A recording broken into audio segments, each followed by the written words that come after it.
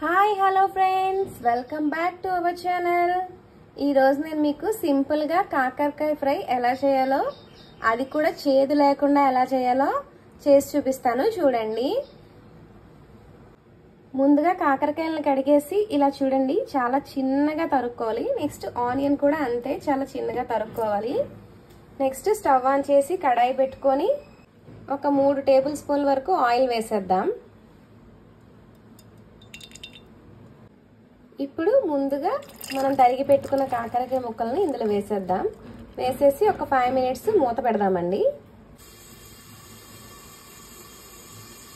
కాకరకాయలు కొంచెం వేగిపోయాయి. ఇప్పుడు ఉల్లిపాయలు కూడా వేసేసి ఇంకో 5 మినిట్స్ వేగనిద్దామండి.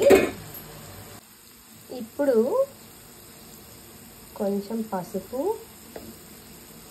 టేస్ట్కి సరిపడా ఉప్పు, అలానే మీకు సీక్రెట్, ఇప్పుడు ఒక 1/2 టీ స్పూన్ పంచదార వేసేసి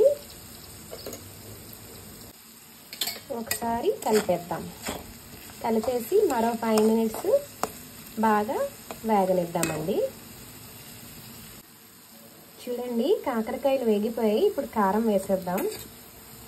కారపొడి వేసేసి ఒకసారి బాగా కలిపేసి ఒక 2 మినిట్స్లో స్టవ్ ఆఫ్ చేసేద్దాం. అంతేనండి, సింపుల్గా కాకరకాయ ఫ్రై అయితే అయిపోయింది. ఇలా మనం చిటికెడు పంచదార వేయడం వల్ల కాకరకాయలో ఉండే చేదు పోతుందండి. దీన్ని వేడివేడి అన్నంలో కలుపుకొని తింటే చాలా బాగుంటుంది. ఇప్పుడు స్టవ్ ఆఫ్ చేసేసి సర్వింగ్ బౌల్లోకి తీసేద్దాం. మరి మీరేం చేయాలో తెలుసు కదా.